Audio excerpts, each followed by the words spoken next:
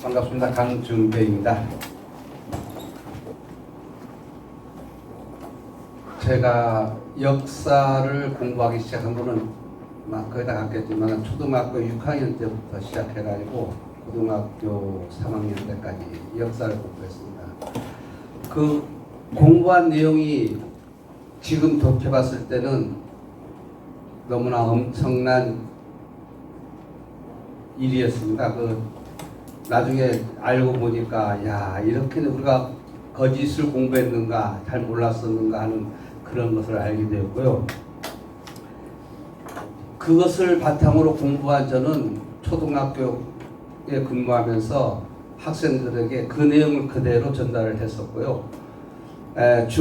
고등학교로 올라오고 난 다음부터는 저는 상업선생으로 다시 발령받았기 때문에 그냥 역사 교육은 거의 학생들에게 시키지 않았습니다. 그때는 컴퓨터를 주로 가르쳤기 때문에 이런 거를 바탕으로 해가지고 그 학교에서의 그 역사 교육이 어떻게 되어지고 있는가를 한번 이렇게 아까 좀 알아봤는데요. 지금은 제주도는 잘 그런 대로 열심히 하는 것 같습니다. 예를 들어 보니까 역사청산 위원회도 있고, 그다음 학교에서 여러 가지 공문도 많이 보내가지고 조례까지 만들어졌다고 합니다. 그게 2010년부터인가 2019년. 예? 2019년부터 이렇게 되어졌는데 한 6, 7년 지났네요. 그런데 처음에는 열심히 활동을 하다가 최근에는 점점점 그런 거에 대한 것이 좀 줄어든다고 이렇게 되어집니다. 그러면서 이렇게 우리가 그 회의를 하면서 느꼈던 것이 뭐냐면, 아무래도 제일 중요한 거는 교육 과정도 있겠지만은 제일 중요한 거는 교사 자신이다. 교사들이 얼만큼 역사에 대한 인식이 있는가, 이런 인식을 갖고 있는 걸 바탕으로 해가지고 학생들에게 지도가 되어질 건가라는 생각이 들었습니다.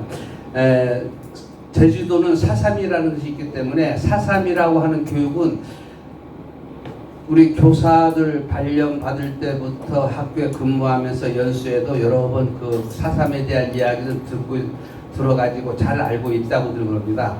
그러나 그 일제시대 때, 강점기 시대 때 그런 거라든가 그 과거의 역사가 어떻게 바뀌었는가라고 하는 것에 대해서는 거의 이루어지지 않고 있다고 봅니다. 그래서 우선은 그런 여러 가지 그 역사적인 원론적인 내용들이 교사들에게 밝혀지고, 그걸 알고 있는 선생님이 학생들을 지도하게 돼야 올바른 지도가 일어나지 않을까라고 생각이 됩니다.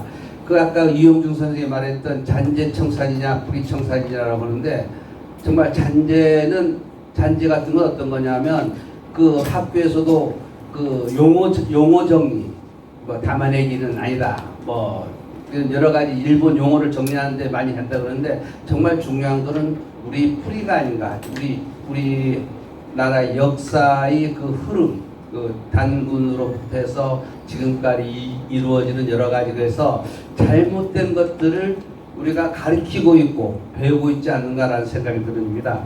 그래서 이런 것들을 빨리 정리해가지고 교육이 이루어져야 그 교육을 받은 사람이 다음에도 학생이나 자손들의 교육이 이루어질 거라 보고요.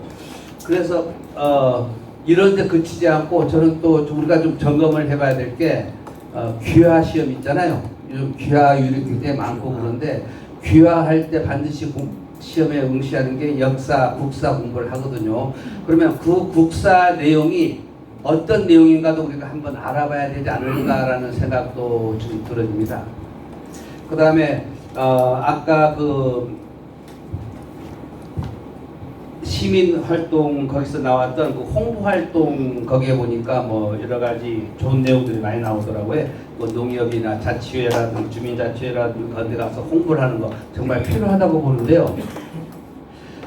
우리 식민청산회 우리 회의에서도 하나의 모임을 만들어야 되지 않을까라는 생각이 듭니다. 특히 젊은 사람을 중심으로 해가지고 특히 대학생, 사학과를 중심으로 해가지고 이 역사의 올바른 가치관을 갖고 있는 사람이라든가 또는 잘 모르는 사람에게 이런 그것을 공부하고 같이 활동할 수 있는 뭐 동아리, 그러니까 제주대학 뭐 사학과 중심으로 해서 동아리나 또 제주교대 동아리 이런 동아리를 만들어 가지고 활동하면서 우리가 주위에서 이렇게 도와주면서 젊은 애들이 그런 걸 알고 퍼뜨리면 되지 않을까 생각이 듭니다.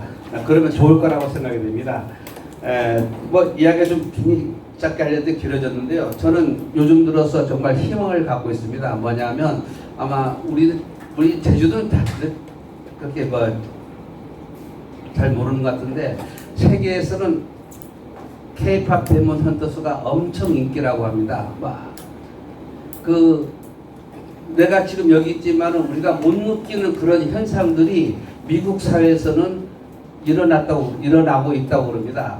요즘 왜 그런 거에 대한 가장 대표적인 예가 지금 4주 동안 계속 1위를 하고 있고 그 영화가 나온 지가 6월 달부터 시작을 했는데 지금 9월, 10월까지도 지금 계속 올라가고 있는 게 어떤 영향이냐면 일반 사람이 봐서 그런 게 아니라 어린애들이 그 영화에 계속 빠진다고 그럽니다. 그럼 그 어린애들은 한 번 보고 끝나느냐 하면 그 영화를 집에만 오면 K-팝 데몬 헌터스라는 애니메이션이죠. 만화 영화 같은 건데 그것을 계속 본다 그럽니다. 그래서 한 번 들은 사람은 없어도 한 번도 안 본 사람은 있어도 한 번만 들은 사람은 없다 할 정도로 오면은 10번, 20번, 최소 뭐 100번 이상까지 본다고 합니다. 근데 그게 왜 중요하냐면 K-팝 데몬 헌터스가 전부 어디의 내용이냐면 한국에 대한 내용입니다. 한국에서의 어떤 활동들, 먹는 거, 뭐 생활하는 거, 여러 가지 것들, 그런 것들이 되어져 있기 때문에 그 영향이 정말로 우리 한국 문화에 엄청난 영향이 앞으로 미칠 거라고 생각이 되고요. 그 영화를 본 어린애들이 언제 끝날지는 모르겠지만은 앞으로 뭐 몇 개월 더 갈는지 모르겠지만은 이 영화를 본 애들이 머릿속에는 이미 우리 한국에 대한 여러 가지 내용들이 우리 한국의 문화에 대한 여러 가지 것들이 각인되어 있어 가지고 아마 그 애들이 자라면서 한국에 대한 것을 아마 동경의 나라로 삼고 살아가지 않을까라는 생각이 듭니다.